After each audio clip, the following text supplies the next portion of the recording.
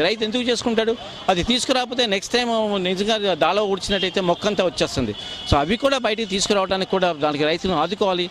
ఆదుకుంటేనే మళ్ళీ మనకు వచ్చే దానిలో మళ్ళీ రేపు దాలవాక అందరికీ పంట ఉంటుంది, అందరికీ భోజనం ఉంటుంది, లేకపోతే అందరూ మొత్తం ప్రజలందరూ కూడా బాధపడవలసి వస్తుంది. అందుకే నేను ప్రత్యేకంగా ఇటు 10,000 ఇవ్వటమే కాకుండా కౌలు రైతులను ప్రత్యేకంగా ఆదుకోవడమే కాకుండా వాళ్ళకి విత్తనాలు కానీ ఎరువులు కానీ పూర్తిగా ఉచితంగా ఈసారికి సప్లై చేయాలి. అది చాలా పెద్ద డిమాండ్ మేము కోరేది.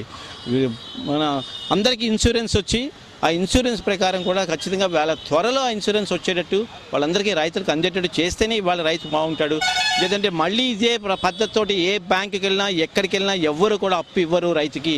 గవర్నమెంట్ ఆదుకోకపోతే దగ్గర వెస్ట్ గోదావరి ఈస్ట్ గోదావరిలోనే 10 లక్షల ఎకరాలు పూర్తిగా పాడైపోతాయి. సో ఇది అందుకనే మేము గవర్నమెంట్ కూడా హెచ్చరిస్తున్నాం, తప్పకుండా రైతుల మట్టుకు ఆదుకోమని నేను ప్రత్యేకంగా కోరుకుంటున్నాం.